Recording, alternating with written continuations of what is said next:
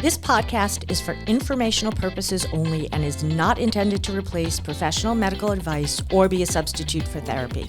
Please contact a mental health professional as needed. If you are in need of urgent or emergency health care, please contact your medical and or mental health provider, call 911, or go to your nearest emergency room. The information presented in this podcast does not reflect the opinions of those with whom Dr. Ellick might be affiliated as an employee, consultant, or colleague, past or present.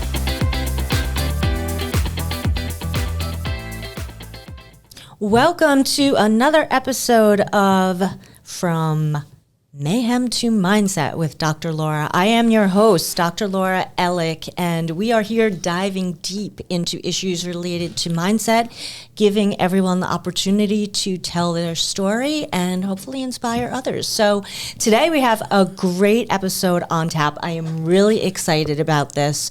We have two, I would say, inspiring guests in their own different ways. I know Mark is actually trying out today to be my co-host, right? So this is his official audition. But we have today Mark Cantor. I can't believe I mispronounced that. I know you forever. Mark Cantor, who I would say is interventionist extraordinaire. Thank you. Is that how we would define you? I appreciate it, nonetheless. Yeah. Accept it, man. Accept it. Right? And then we have an absolutely amazing, inspirational guest, David Osterman. So, David, first of all, I am so happy that you're here. Thank you. So grateful that this is your first podcast, actually, and you're here to tell your story and be vulnerable, even though that word is a little touchy-feely for me, but and to tell your story and inspire others. So, my understanding is you have gone through an incredibly tragic accident, living a great life, right, out in California, married, living the dream, having an accident, then coming out and having a huge lifestyle change. And here you are, still here, survivor. Tell us a little bit about your story, your background, and why it's important to you to tell it. Okay, I'm happy to be here. I grew up in New Jersey, and a very white, prominent Jewish neighborhood. And I went to college in Arizona, the University of Arizona. And I was an actor. I was in the musical theater department. And I thought I was going to be an actor my whole life. And in college, I met my wife. And we fell madly in love with each other. And I moved to Los Angeles. Was she a theater person too? No. Mm-hmm. I actually changed majors to be in her major because I wanted to be with That's her. Slick. That is slick. I want to spend more time with her. I was a theater major too when I started college. Did you know that? I didn't know that. I sucked. Yeah. That's why I'm not a theater major. I went to acting camp and theater camp. That's awesome. And and I always kind of knew I was gay. But I never, in my world, I talked myself out of it. And I made sure that I was not different than any of the guys that I was around, and I can never, even though in the theater community there was a lot of gay guys, I just was never one of them, and made sure that everybody in the theater community knew that I wasn't one of them. How did you do that? Just denial. But did you have to behave in a hyper heterosexual way to show that you were not gay? Yes. But everybody in my world told me, David, you're gay. I mean, everybody in high school and college, everybody. Even my ex-wife throughout our marriage, she's like, are you sure you're not gay? And I'm like, and I really talked myself out of it and denied the fact that I wanted to be I wanted to have kids. I wanted to get married. I wanted to, I didn't want to be different than anybody, even though I was always very different and always very expressive. And we graduated college, and she actually graduated a little bit before me. And we moved to LA, and I was in the theater business for a little bit in LA. And she was from LA. She was from LA. Yeah, her family was there. Yeah. and her family was there, and they took me in. You know, they made it, and her family was from a very prominent, successful real estate world, and they taught me the business. You know, they taught me how to. I had to make a decision: am I going to be in the family business or am I going to be in the theater business? And at the time, you know, I had to step up and be the token son-in-law. You know, I had to. It was the same thing with the theater business, and nobody, you know, I had to put on this world that I very much wanted. I was just going to say, You know. that was what you had set out to do. So you actually did that. During all of this time when you were dating your ex-wife, did the idea of your sexuality even come up during that time? Oh yeah, all the time. All the time. Just for me though, you know. I want to add something. I mean, not only is it, and I'm kind of speaking, you know, from the kind of community that we come from, it's not even that it's something you set out to do. I think it's something we're programmed to do. Oh yeah. Yeah, even though we don't have arranged marriages or things, we're kind of programmed to, and maybe everybody is programmed to, this is what's going to be, this is how it's going to be. And so you see that and that's acceptable and you go for that. I mean, you had to marry rich, you know, and marry Jewish and have Jewish kids and belong to the Jewish country club. And we lived in a bubble. Like I had no non-Jewish friends that were white non-Jewish friends that we traveled the world, you know, and we had a wonderful life. And I was the best husband. I was the husband that my wife's friends were jealous of. Of course. You know, they were like, I wish I had a husband like yours. And we had 3 children. And, you know, we had a very hard time getting pregnant, which was a very difficult time in our marriage. But we managed to conceive 3 boys. And they're all in college now, thank God. That's great. Lo and behold, my feelings of being gay started to rise up a little bit. And that's when I started doing drugs. So that's interesting because we were talking about, and one of the things I'm really big on is this concept of early programming. That, you know, we come from this system and our parents come from a system too. So it you know, it travels down through generations of this is what we do, these are the expectations, and you obviously bought into it because that's what we do. We don't know any better. Yeah. And then at a certain point in time, what do you think it was around that period of time that you started questioning or felt more comfortable to allow some of those feelings to rise to the surface? Because you had been masking all of this time. Oh, I didn't allow them to rise to the surface. I felt them. You did? You know, I would go and I would go and do my side business, let's call it. And I don't know how freely we could be. You can be as free as you want. I mean, here. I would go to the bathhouses. Sure. And the bathhouses are gay spas that I would go and explore, and they're in like the seediest places in Los Angeles. Not safe, you know, and that's where, but I could be myself there, and then I would go home, be a dad, and nobody would ever question me, and nobody ever questioned me ever. Could you turn it off? Would you go home? Would you feel guilty? Would you feel like, or were you able to compartmentalize that was my life there and this is my life now? And yeah, I never felt guilty. I did. This was it. This was this was my own private time. Let's call it. One of the things that, you know, I've done this whole series on TikTok and Instagram about cheating and reasons why people cheat. And that's mostly with heterosexual couples. But you have this whole other dynamic there where there's thinking about it and then there's crossing over into the action. Oh no, I crossed over. So right. So what do you think? Because again, we're talking about mindset, and it's really brave to cross over that early programming and to be like, I can't do that. What for you, if you can even remember, translated from thought to action? Was it an impulsive move? Like, I'm just driving past there one night. What the heck? Let me check it out. Truthfully, it was there was a website called Double List, and it was a hidden website for gay men to go on and Gay married men or just gay men? married men, Anyone, right? anyone could go on and kind of hook up with. 'Cause this was way before the apps. Sure, sure. And I took a chance, you know. I kind of was like, you know, maybe I should go dabble in it and see what it's like, you know. But I never, ever, ever, ever planned to come out, ever. Like, it was not.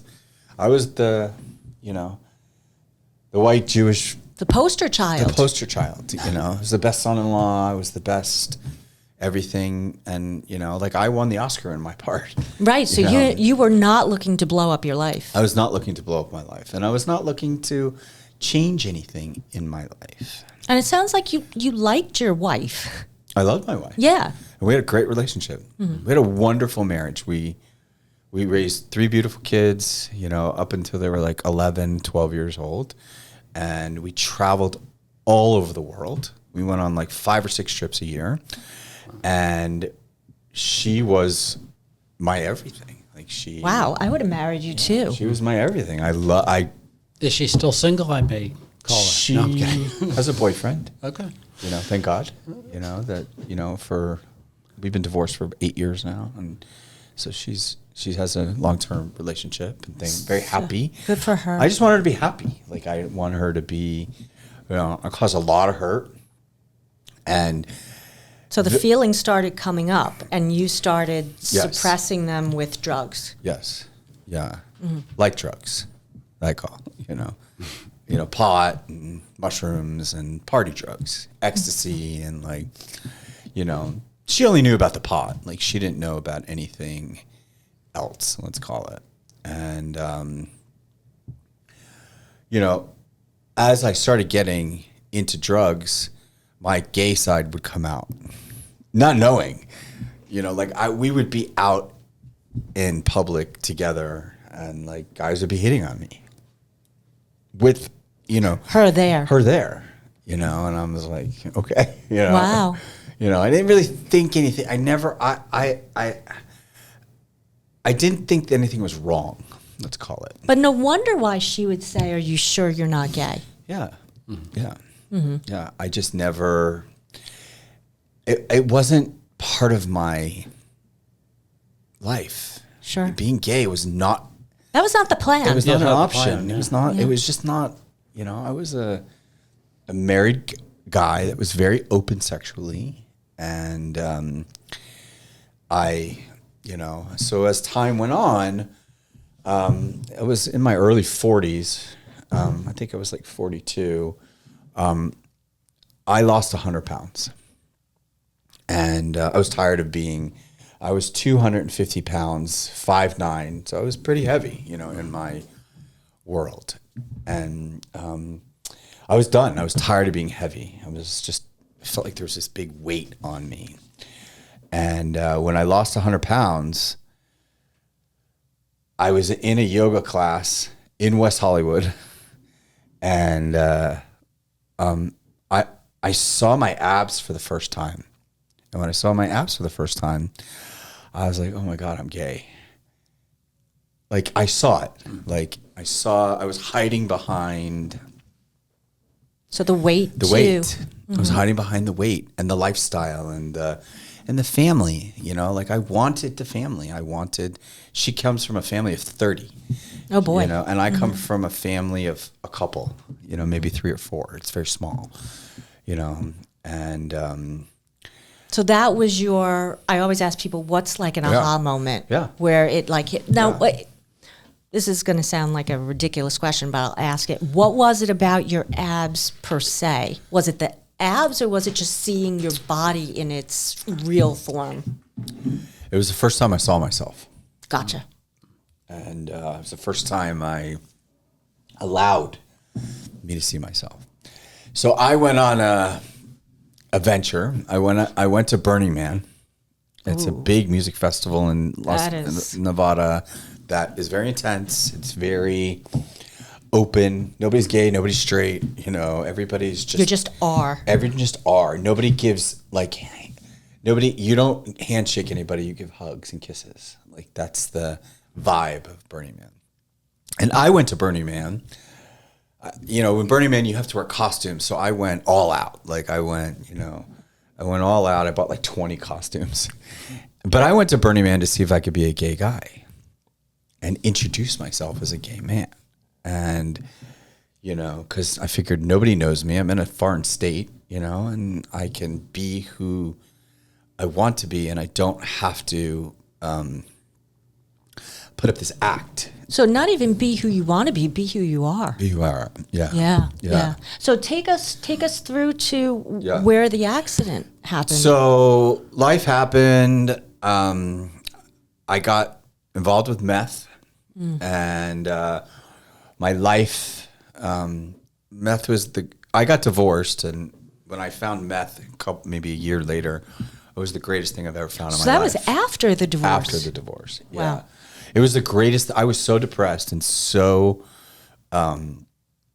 heartbroken that I ruined my whole life. So when I found meth, it was the greatest thing in the world. And I went in and I went to treatment. And that's where I met Mark, actually. Mark was my interventionist, and he took me to treatment for the first time. I told you, interventionist extraordinaire, right? Yeah. He's persuasive. He blindsided me. He told me there's a bunch of horses at this treatment center, and you'll love horses.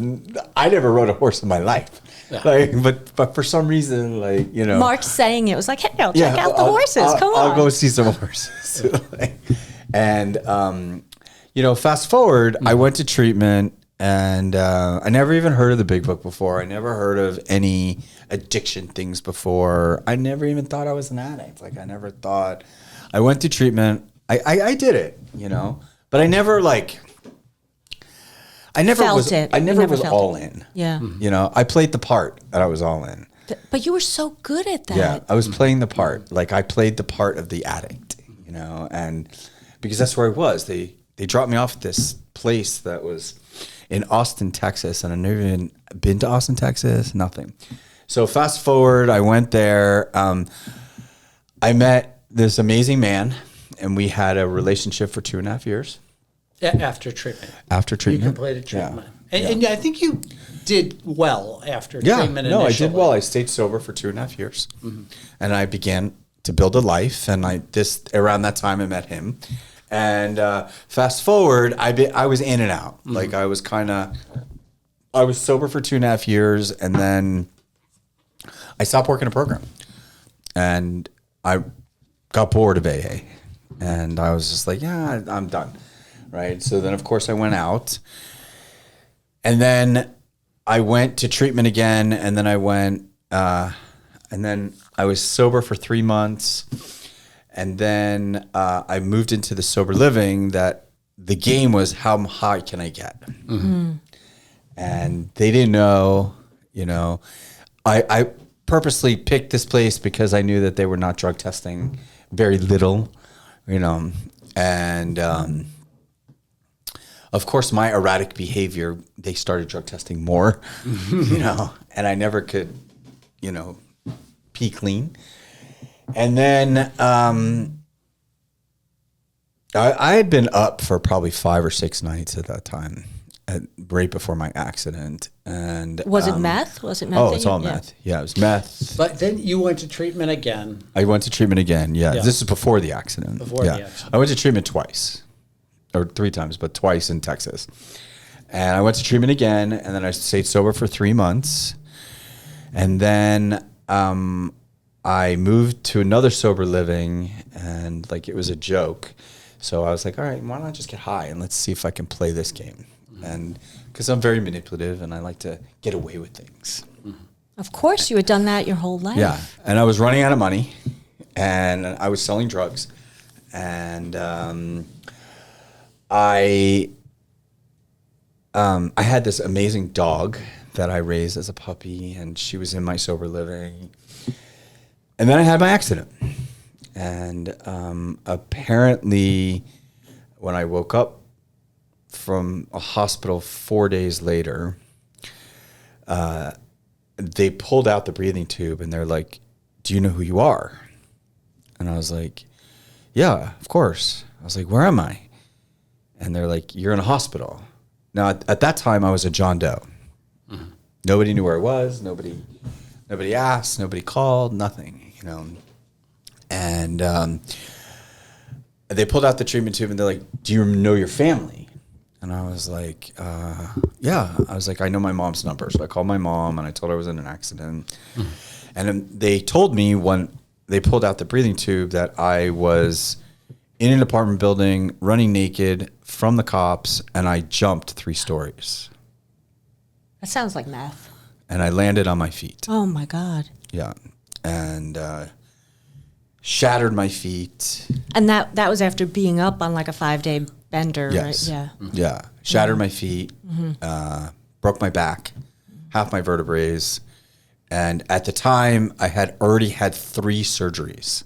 Before you woke up. Yeah. Okay. Wow. Before I woke up. And nobody even knew. Like, nothing. Mm-hmm. Oh, because you were naked. You had no ID on you, nothing. Yes. Well, I had my passport on me, so I don't really understand, like why they didn't know who I That's was. interesting. Right. Okay. Like, okay. But I had no ID on me. And I thought I was dead. I'm sure. I was in excruciating pain. And my feet were... You were in pain when you woke up from... Oh, yeah. Yeah. Like I never have felt this type of pain in my life. Like I didn't know what happened, you know, like they told me what happened, but like I was still in a big fog. Mm-hmm. And so I spent over probably 2.5 months in the hospital. Wow. And I was very sick. I got MRSA. Oh my God. I got pneumonia. Mm-hmm. Everything in a hospital that you think you are going to get, I got. And my feet, both of them, the doctors had told me, we're not 100% sure we're going to be able to keep your feet. We're going to have to see how they heal. And was that from the infection or was that from just how they were setting the bones and both? Okay. Both, yeah.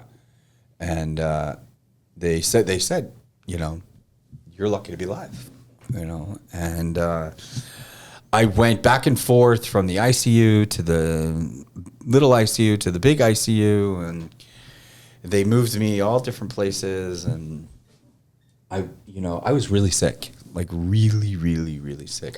So during that time that you're in the hospital, obviously, you know, you're probably sleeping, you're in and out of consciousness, all that other kind of stuff. Are you taking any time to can you even think in that moment and be like, how the hell did I get here?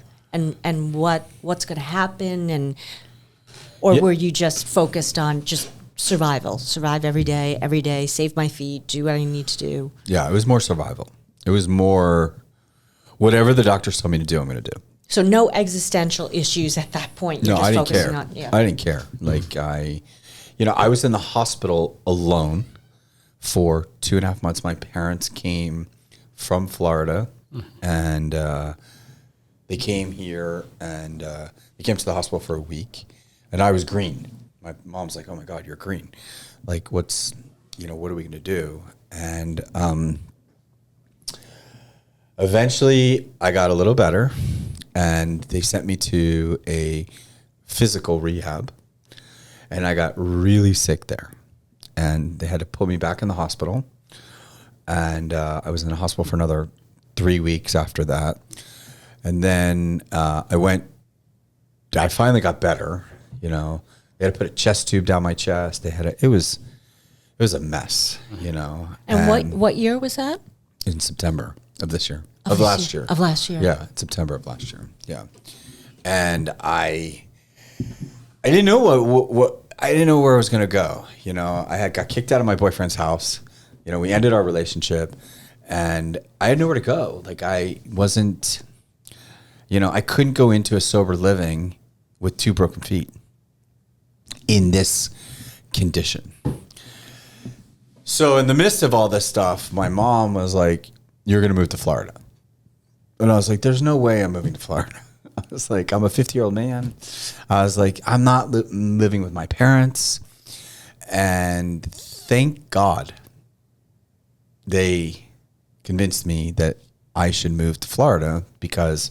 Did they tell you there were a lot of horses there? Yeah. And this- No, I mean, they just, truthfully, on the surface, I had nowhere to go. I was virtually homeless at that point. You were out of options. I was out of options. And Which can be a gift to a recovering person. yeah, I mean, I was just like, okay. So then we spent a couple weeks, how am I going to get here? And they put me on a plane, and we got here, and I was in a wheelchair for 4 months, and I just started walking last week with a walker. Congratulations. How does it feel? It feels amazing. Like, it feels, I'm doing physical therapy in the pool. My job right now is healing. to heal. So people will see the video of this also. So we're not just doing Oh, audio, okay. we're doing Oh, video. great. So smile for the camera. So people can actually see what you look like and see that you are healthy, you survived. Yeah, I survived. You're here. Yes. So what are the next steps? Like, what's the ultimate prognosis for you in terms of full mobility, or do you not even know? I mean, they saved your feet. Yeah, I mean, I think that the prognosis is that they said it's going to take about 2 years for my feet to get back to normal. I'm still in a lot of pain. I can walk, and I'm working with physical therapists to walk without a walker, but it's my feet and legs are so tight that they're trying to work on mobility and they're trying to work on everything.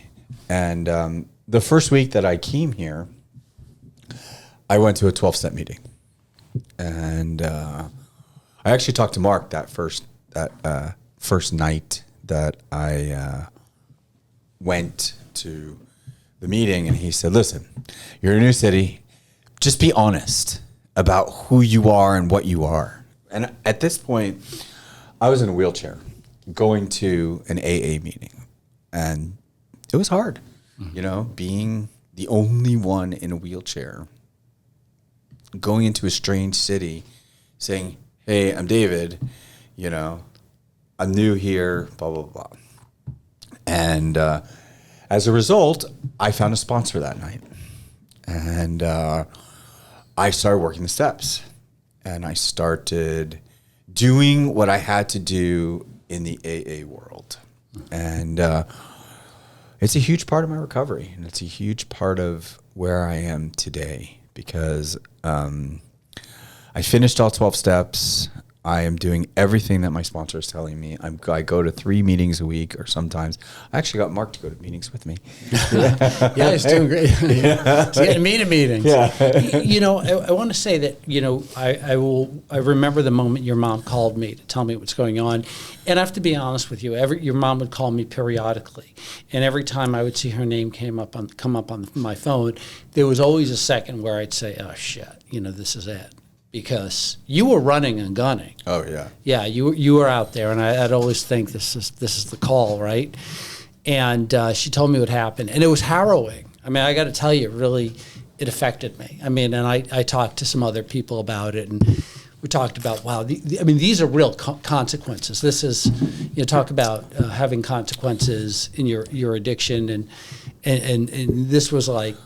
And you really don't want to see people having consequences, right? No. Like, you don't want to be the story, and then you became sort of the story. I have a question as a psychologist, and, I'm always pushing the mental health and the therapy and things like that. Prior to you actually going to treatment for the addiction, when you and your wife were going through the separation and you were coming out, did you do any therapy at that time? No. So do you think, and I guess it's really hard to Monday morning quarterback it, but do you think had you been able to process a lot of this stuff earlier, do you think it would have made a difference for you? Probably. Yeah, I would say so. I'm in therapy now, and what do you think of it? It's You can say it sucks. I mean, no, I'm it okay doesn't with that, suck. but- It actually, I had okay to with that. learn how to talk to a therapist. I had to learn like the things that like my therapist is we go online and and he is an addiction specialist and he is a trauma specialist. And when I was looking for a therapist, that's what I was looking for, somebody that does addiction and someone who deals with trauma. And he checked off all the boxes, and I met him in an AA meeting. And he's got 38 years of sobriety, and I really like therapy. It's something that's new. It's not something that I'm used to doing. Well, you said I had to learn how to talk to a therapist. How do you talk to a therapist? What's different? I let my guard down. I'm not. I talk to him about feelings and wording of how we're working on how I talk to people versus being that selfish, self-centered guy that I was. It's hard, because through this program of Alcoholics Anonymous and through this tragedy and through everything, I'm rebuilding myself. I always say to people, I was like, the page turned. And I never had any consequences in my using, ever. Like, I had one consequence that was a minor consequence, but I never, ever, ever got stopped in my tracks. And truthfully, I don't think I would have ever stopped if I hadn't had such a tragedy. I mean, there's no I'm on borrowed time right now. I say that people aren't born winners. They become winners, right? Why are you a winner? Because I'm a survivor. What makes you a survivor? Why do you think you lived in that hospital? What did you do? I fought as hard as I could. I listened to the doctors. The hospital was really hard. It was the most degrading experience of my life, being in the hospital. Talk about giving up all control, right? Yeah. Which people with addiction, eating disorders, whatever, like, we hate giving up control. Yeah. And you had to. Everything. I had I didn't have a choice. And then, like, when the shift changed, I had to do it all over again. I had to, so the hospital taught me patience, taught me how to slow down, taught me that if I give it enough time, I am going to get better. And I am better. I'm far, even though we can see it. Yeah. Anyone who looks at you can see, right? I mean, your coloring is great. You look healthy.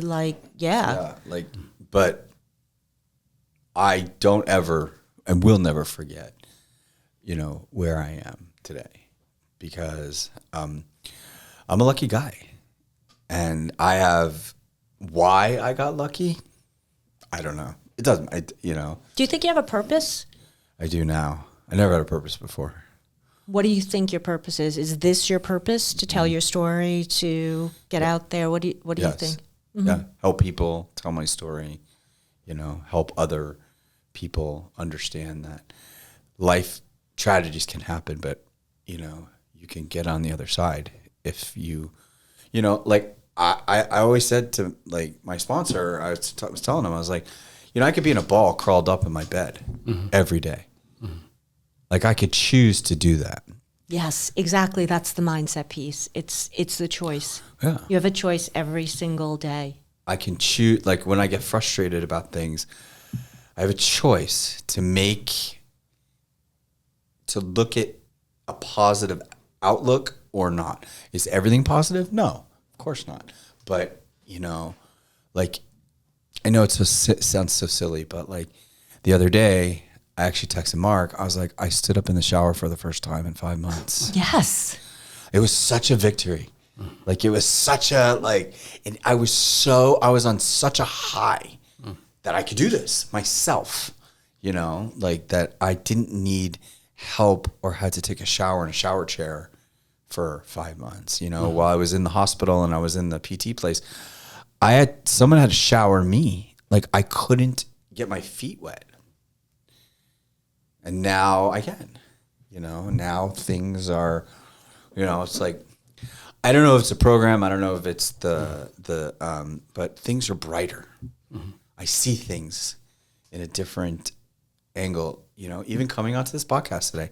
Mark got me out of my house, you know, it got me out of, you know, to come here, you know, and like, this is such a gift for me to be here, you know, because I get to do something normal. And it's a gift for us to have you here and for you to share your story. It really is. Like for you to be able to come out and talk about things in just a raw, unfiltered way, that is bravery to me. That is bravery. So I like to ask people before we wrap up, are there any people, books, TV shows, things that you think are super influential to you? Anything that when your motivation is flagging, you go to right away? Yeah, Mel Robbins. I love Mel Robbins. She's very raw, very to the point. I love Jay Shetty.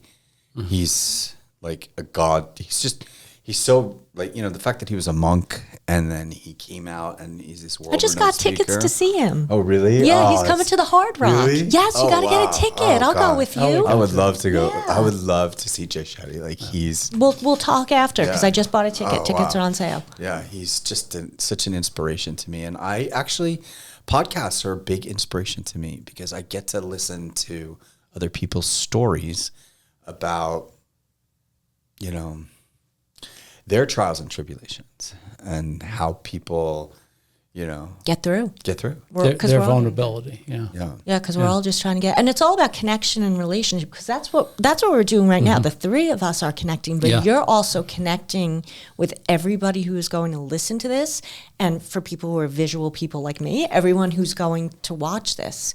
It's a connection, and connection is really, it's healing. Can I give my 2 minutes of having observed David through this whole process? Absolutely. When Dave and I first started talking, you called me maybe 5, 6, 7 years ago. And I remember where I was living in D.C. at the time, and you're talking and talking and talking. I'm like, oh, my God, this guy's talking. And then I remember the day I took you to treatment and you'd called the insurance company and you're yelling at this poor woman. I said, that woman's going to have to take a wellness day now. I remember that in the car. It's like, holy shit. I was very LA back in You were very LA. I was very LA. Very LA. We got you there. And, you know, we went shopping before we took you to the treatment center, bought bedding and everything. But, you know, when your mom called me and she said, we're going to bring him home, I in my mind, I said, I don't know if you should do that. Because in my mind, I said, you're going to bring home an active addict who's now disabled. You know, that's going to be a mess. She said, we have no choice. But I have to tell you, you know, alcoholics and addicts are slow learners. And we sometimes, a lot of us need what we call the 2x4.